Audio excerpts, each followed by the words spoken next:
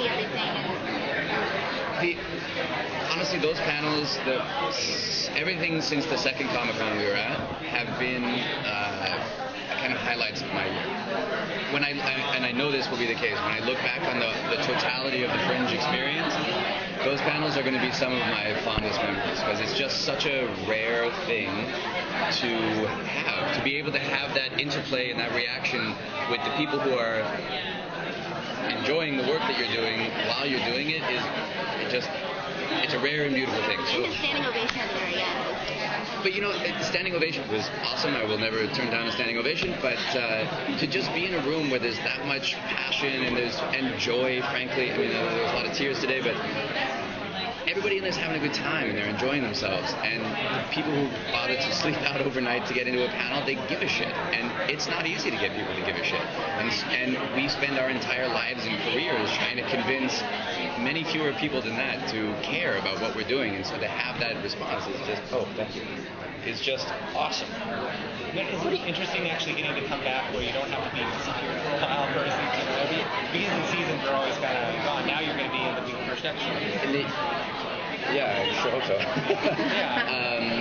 Yeah. I mean, no, I felt like last year it was a necessary outcropping of the finale from the season before.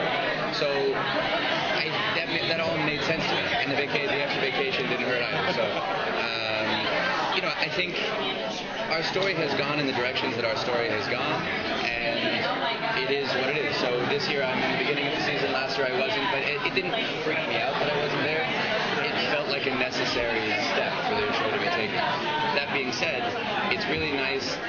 This year, Joel has been really, really forthcoming in a way that hasn't always been the case on our show. So it's nice to have this shortened season that has a really specific linear story that it's trying to tell, a very, very clear beginning, middle, and end story. And to be brought in to be a part of that, it allows, at least me, but I'm sure all the rest of the actors will tell you too, it allows us the opportunity to get ahead of what we're doing, as opposed to just experiencing it in the moment, because a lot of times the scripts are coming in very late. To really think out, all right, so those are the signposts of where he's taking the story this year. How do I want Peter and Olivia to be at episode 4? And how do I want Peter and Walter to be at episode 8? It allows me the opportunity to think out those things ahead of time. So I haven't started shooting yet, but so far the season's great. Thank you guys. Thank you. Josh Apple, and he said he wanted to have some kind of like emotional exposure between Peter and Walter pre-erasure of Peter. Like he wanted him to remember the events that happened before that. Yeah.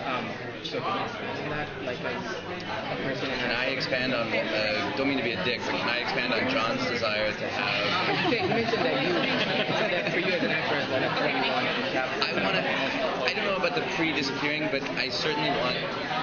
Here's what I want. Here's what I think the ending of Peter's character should be. And it has nothing to do with Peter. I think Peter needs Walter to forgive himself for kidnapping Peter when he was a kid, so that he can be a happy and whole person. And if that happened, I think Peter would be a happy